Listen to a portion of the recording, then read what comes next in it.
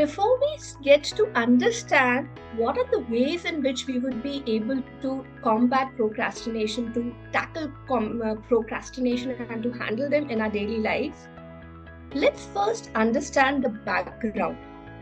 So, I'm sure that many of you would be facing this in your daily life. And I have taken some snippets from students' life specifically, that how we get into procrastination when we tend to spend a lot of time, say, on social media. We pick up the phone, we go into gaming, or we just take a break, feeling hungry out of nowhere, and we go for snacking, or we take naps. So we think that let's put a 30 minutes alarm, and then that 30 minutes, when it gets converted into 2 hours, we don't even realize. So all these ways of, in a way, postponing what we need to do, what is important for us. Like, for example, if you have to work on an assignment, or you have to work on a presentation, or you have to go and meet someone for networking, or there is an important task that you have to do for your professional or any other personal work. And instead of doing that, you postpone and you think of what else can you do. That is how procrastination is showing up. So we really have to be watchful to start with, that how procrastination is showing up for in our lives.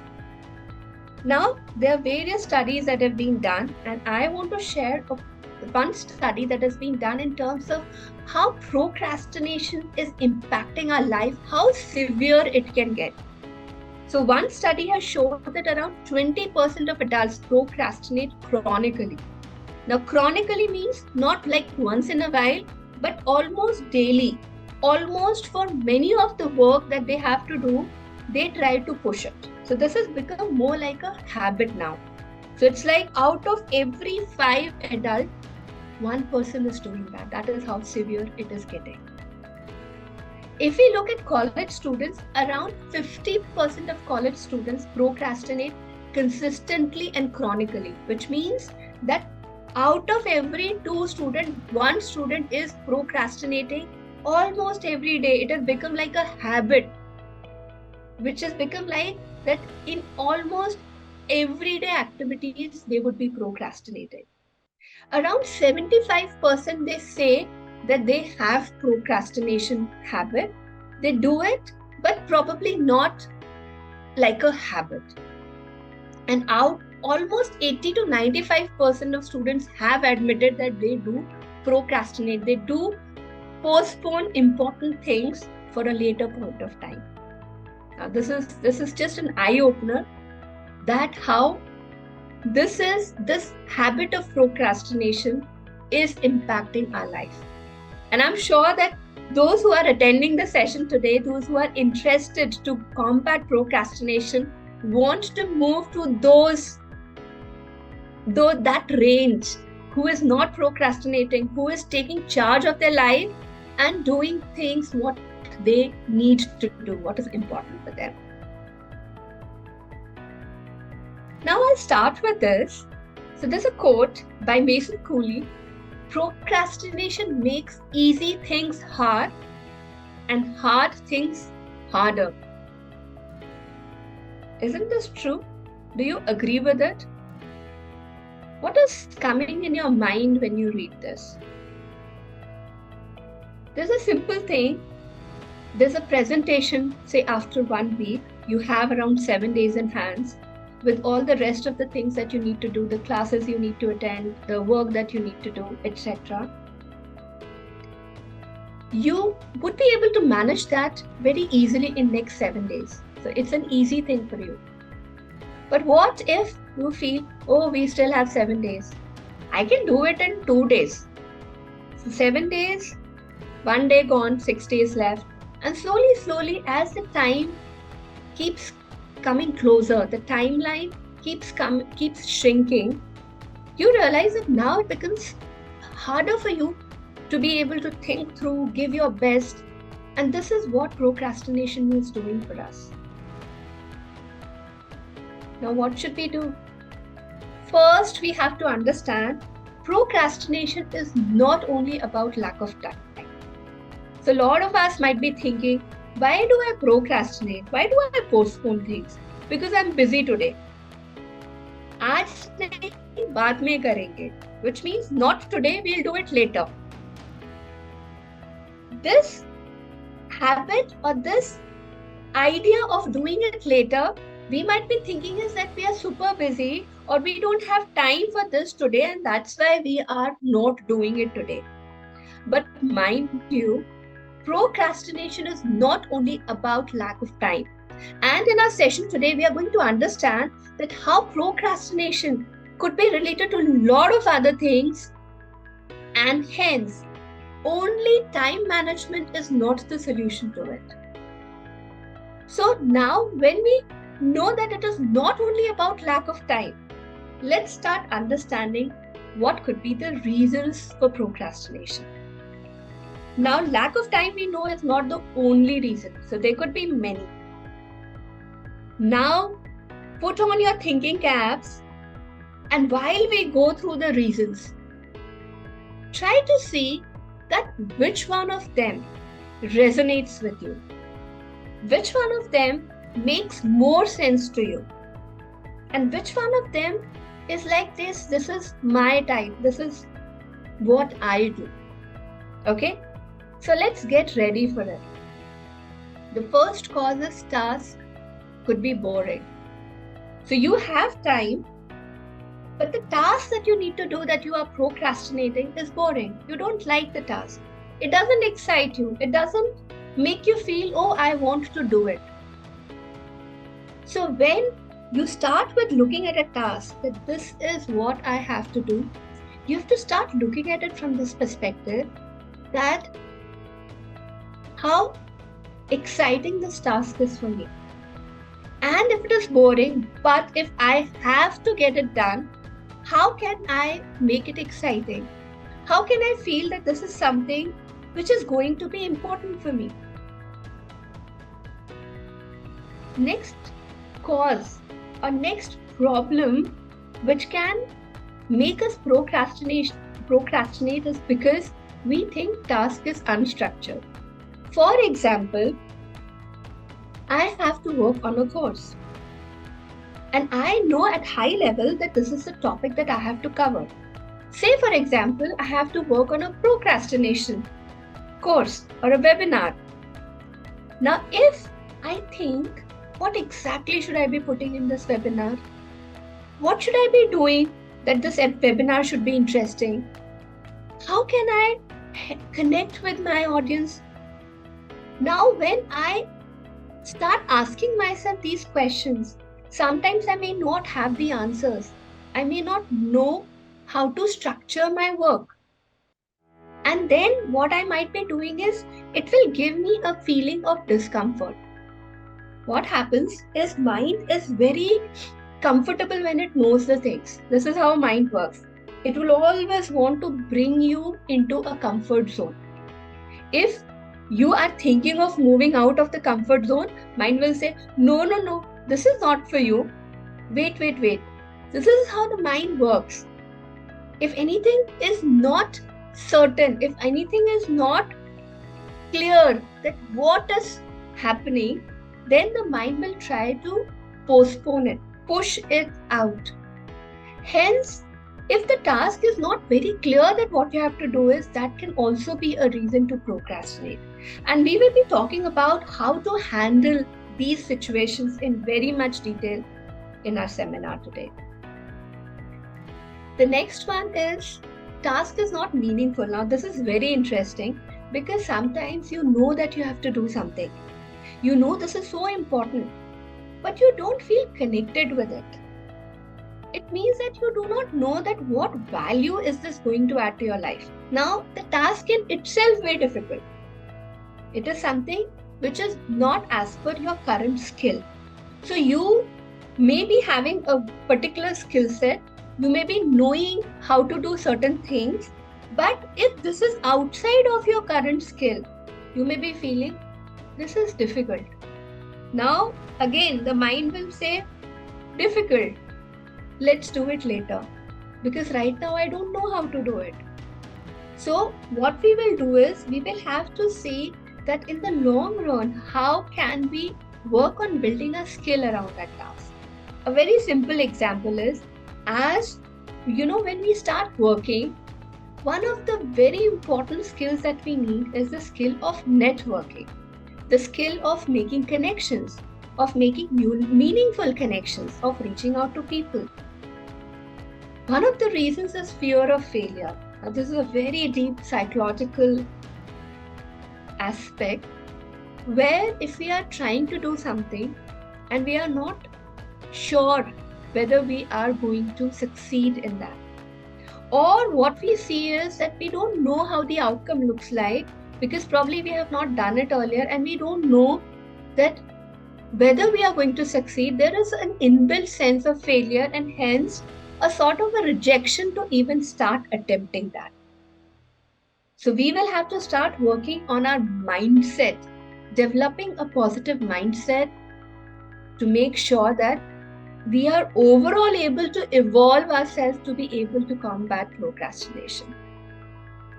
One more reason is that it is not related to the task. Overall, I'm low on energy. Probably the days I'm not well. Probably the days something else is going in my mind. Probably the days where mentally I am not aligned with what I have to do could be one of the reasons that I am not taking up things.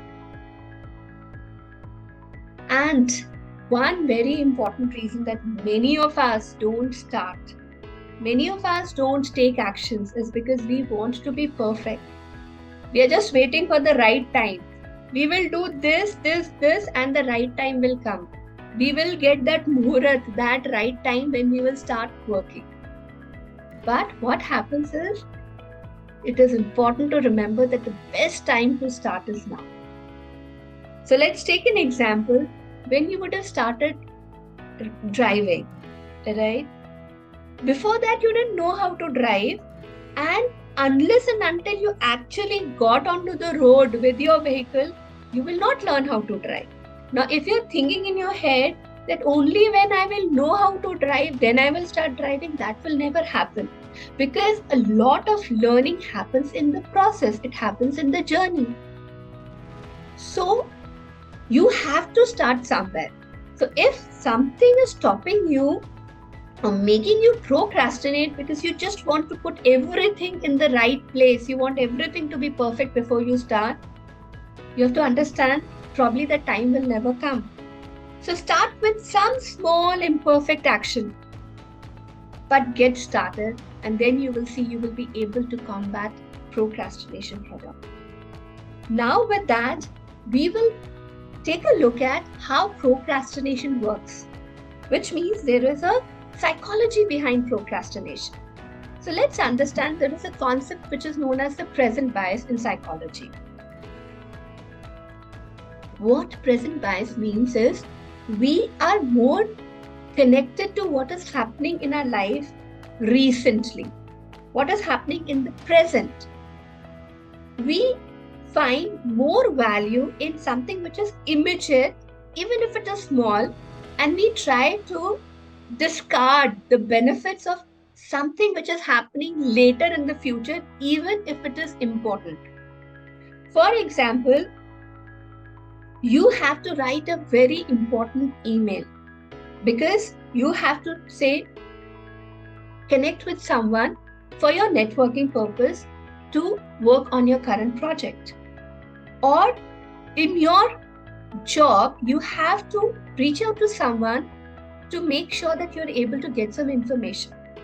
Now you know that you don't need it immediately. It is something which probably you will need it in the future. And right now, what you're doing is you are playing a game on your phone or you're scrolling through social media feeds. Now the value that you feel you are deriving with what you're doing presently is going to override the value which you think you will derive in the future. So there is a cycle to procrastination. Now let's understand the cycle. So the first thing, there is a task that you need to do that you are trying to procrastinate.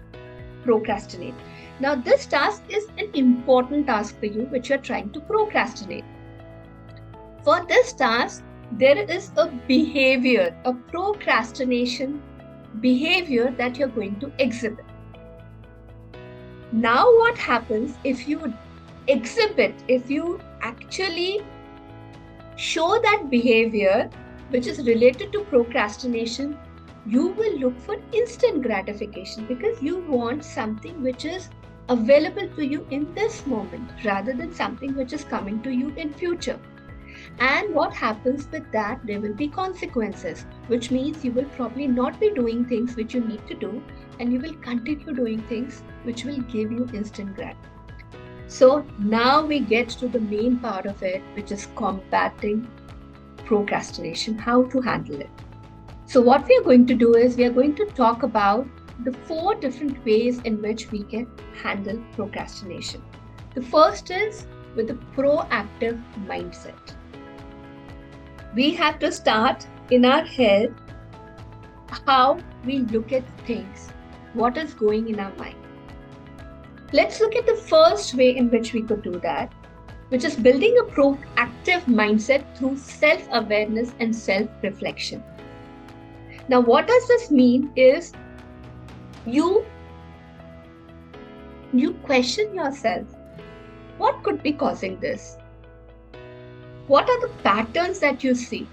What could be triggering procrastination? If you see a pattern that whenever you have to start with something new and you procrastinate that, is it because that you do not plan well? Either your time or the resources, or you are scared that probably this is not for me, I will not be able to do that. So how your inner voice is, what kind of feelings it triggers is what self-reflection will help you with. And once you're able to find out your patterns, you would be able to work on your pattern. The second step is doing this exercise, a very deep exercise, but a very simple exercise to do, what we call as a pain and pleasure exercise. Now, what does it mean? That as part of this exercise, if there is a task that you have to do, write down what pain will it cause if you are not doing it.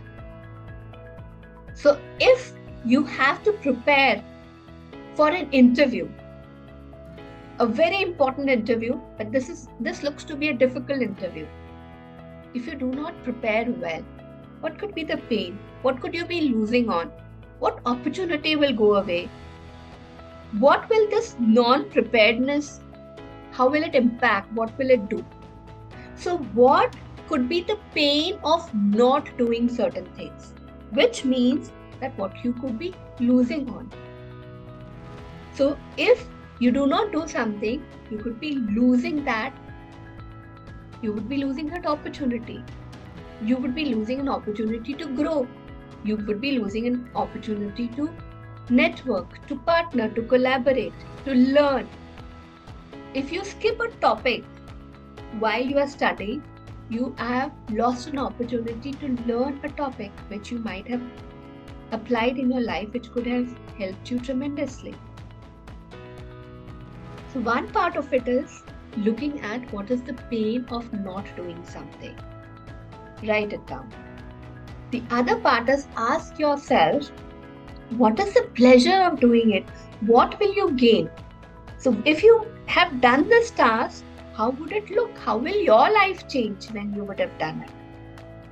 So generally people, around 80 to 90% people are driven by pain, which means that if you tell them that if you don't do this, this bad will happen, they will be motivated to do it. Around 10 to 20% people are driven by pleasure, which means that you cannot scare them. You cannot give that fear to them that if you don't do it, then this will happen. You have to motivate them positively, which is by telling them that if you do this, this is how your life will change. So you have to find out what kind of a person you are. So when we were young, right, our parents or someone would tell us, if you don't study, you will score less. Now that could be a motivation for some students or some people. If you don't do this, then this bad will happen. For others, the motivation could be, if you do this, You can score well. You can get this opportunity. You will learn this thing. So you find out whether you are a person driven by pain or a person driven by pleasure, and then write down in detail that if you're procrastinating something which is important for you, really important for you, what is it that it will impact you? Will it create pain for you? And what kind of pain for you if you do not do it? Or what kind of pleasure it will create for you if you start doing it? Now, when you do this, your mind will tell you how important it is for you. And then you plan for it. Now, this was about proactive mindset. The second is about how you manage your time. So it is not only about being busy and not having time, it is about how you manage your time. So let's look at that what we can do as part of time management. So the third thing that you can do is using a time management strategy, which is called as an Eisenhower matrix. So let's take a look at what is this. So what you do is you can draw these 4 quadrants and just think of that during the day, what are the activities, what are the tasks that you do usually. Now, what you can do is you can start listing those tasks. So you can put it like starting in the morning, you get up, say at 7 a.m., 6 a.m., 5 a.m., 9 a.m., whatever time you get up. What are the activities that you do generally? And also write down the time that you take to complete that activity. It could be getting ready, say for office, getting ready for your classes. It could be traveling for work. It could be working, taking meetings for 2 hours in the morning. It could be working on some assignments and so on. Then lunch break and so on. So just write it down. Also write it down to the detail that if you're using your phone, if you are doing something which is not really a task for you, but more like fillers, write that down as well. Now, once you have written down everything that what you do usually in a day, now you start putting those tasks in these 4 quadrants. So the first quadrant is not important and not urgent, which means that any task which is not important means it is not aligned with your future. It is not something which is aligned with your future vision. It is not something which is important for you, which will give you value, which will help you to succeed, which will help you to grow. It is just you are doing it. Or it can be an important task that is aligned to your future, which is aligned to your vision, which is aligned to your plan. That this is something, or it is aligned to your relationships or to your health, which is important for you, for yourself.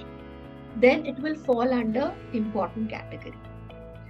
Urgent is something which needs to be done now. Now, it may not be urgent, like fixing a leaking tap at home. It might not be very important, but it is urgent. It needs to be done now. It is time bound. So anything which is time bound is urgent. If it is not time bound, it is not urgent. If it is aligned to your future self, for your growth, for you, it is important. Otherwise, it is not important. Now what you start doing is, for those tasks, start identifying whether it is important, whether it is urgent. And you start then putting them into these 4 quadrants. If it is not important, not urgent, it goes in the first quadrant. If it is urgent but not important, it goes in the bottom right quadrant.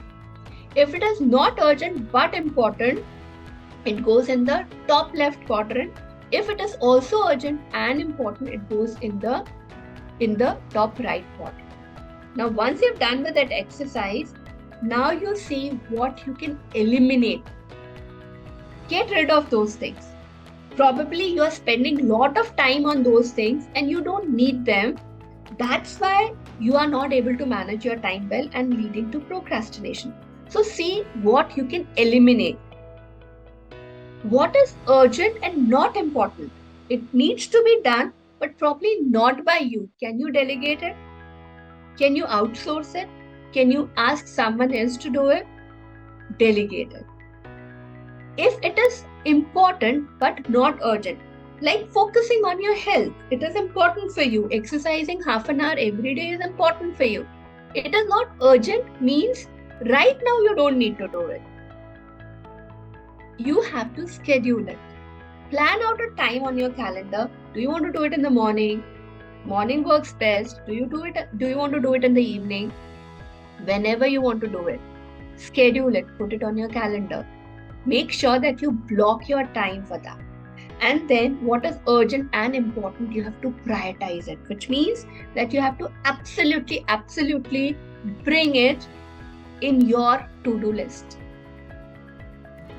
So this is how it looks like when you start eliminating what needs not be done by you. You will free up your time. If you start delegating, you will still get it done, but you don't need to work on it. When you start scheduling what is important, you will start getting it done. You will not keep it for 1st January, I will start exercising. Now 1st January is gone, 1st February, I will start exercising. You will not postpone it.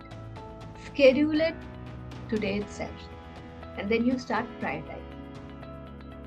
Now with this, we will move to the second time management strategy, which is known as time blocking. You can work on this in conjunction with the first strategy. How this works is, you look at your day. Now when I say calendar means your day. Now the good thing is, everyone gets 24 hours. So it's very fair. The busiest person on this earth is also getting 24 hours. The person who is most relaxed on this earth is also getting 24 hours. Now what happens is, everyone gets 24 hours. So what you do is, you make a list of the tasks that you need to complete today, or maybe this week, or in this month. You will have to plan it out. And now what you start doing is, you look at what you need to complete and you block your time. So you figure out what is the best time for you to do those things. You will also, during this, as part of this exercise, you will also find out, am I a morning person? Do I like getting up early in the morning? Am I a night person? Do I like extending till late? Do I like working late at night? Find out what is your type, what is best working for you, and then how your energy is during the day. If you have very high on energy during the morning or in the afternoon, or you have little lazy afternoon, you plan your work accordingly. So you create a list of what needs to be done. You break your day into blocks. So few hours in the morning, in the afternoon, in the evening, at night, and you schedule your work. And you can group similar tasks. Like probably you would want to start with checking your mails as the first thing in the morning. And then you, even though you keep checking it, you would want to now block your meetings which really need you to think, and probably more like a workshop. You would want to do it in the morning if you are a more morning person.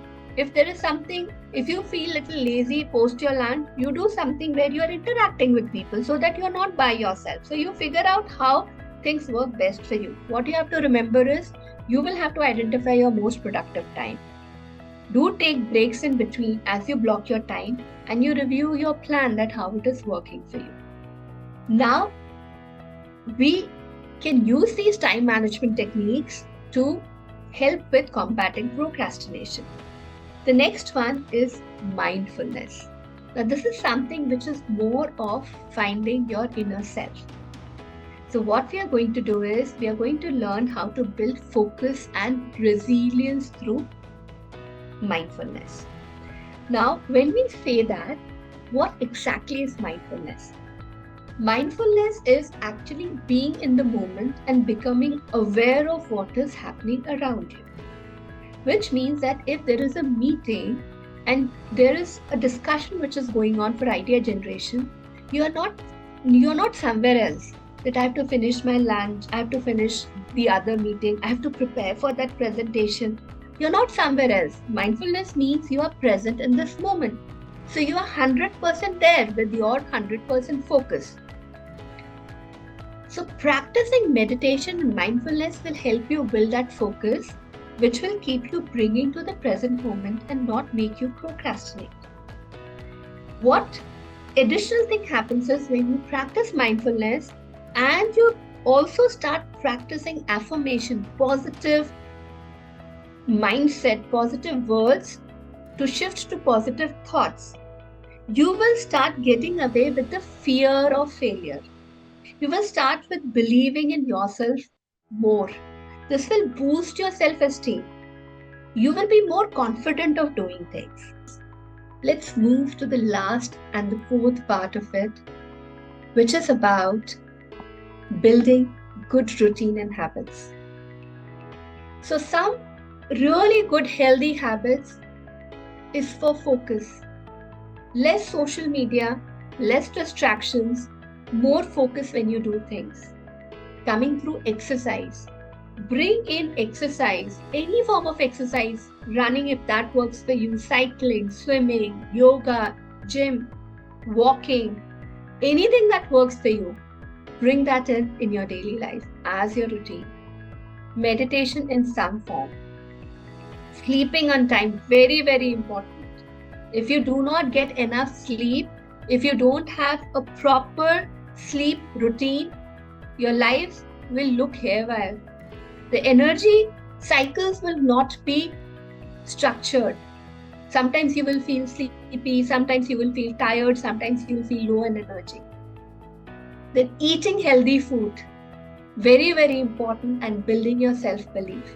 When you start doing all that, you are living a disciplined life, and automatically procrastination will say bye-bye to you. And with that, I will close the session. Thank you.